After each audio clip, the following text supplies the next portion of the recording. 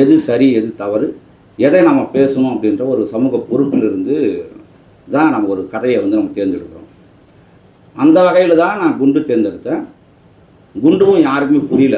ஆரம்பத்தில் நான் கதை சொல்லும்போது கிட்டத்தட்ட 25 ப்ரொடக்ஷனுக்கு மேலே நான் போயிருப்பேன். நிறைய இடத்த பணம் கொடுத்துட்டு அட்வான்ஸ் கொடுத்து கூட திருப்பி வாங்கி போயிருக்காங்க. ஏன்னா இது வந்து 2ஆம் உலகப் போர் இந்தியாவில் நடக்கவே இல்லை. இரும்பு கடைன்ற, கயலாங்கடைன்ற, ஏதோ அணுகுண்டு வருதுன்ற இதெல்லாம் புரியாது.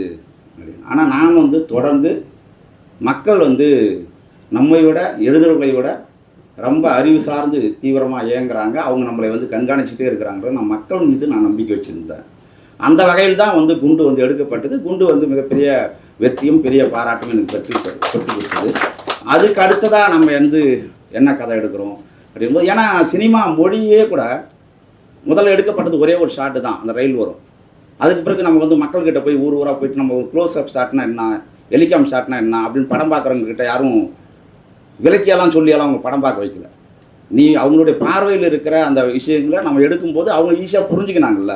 அதே அடிப்படையில் தான் எல்லா விஷயத்துலையும் மக்கள் வந்து ஈஸியாக நம்மளோட ஒரு உரையாடலை, மக்களை வந்து நீங்கள் முட்டாள்களாக நினைக்கிற இடத்துலேருந்து தான் நீங்கள் அந்த பார்வை தவறாக இருக்குது. அப்போது மக்கள் வந்து நம்மளோட எல்லா விஷயங்களோடும் கூர்மையாக இருக்கிறாங்க அப்படின்னு நீ நம்பினேன்னா கண்டிப்பாக நீ இது மாதிரியான கதைகளை கொண்டு வந்து ஜெயிக்க முடியும்னு ஒரு நம்பிக்கையின் அடிப்படையில் தான் குண்டு வந்தது.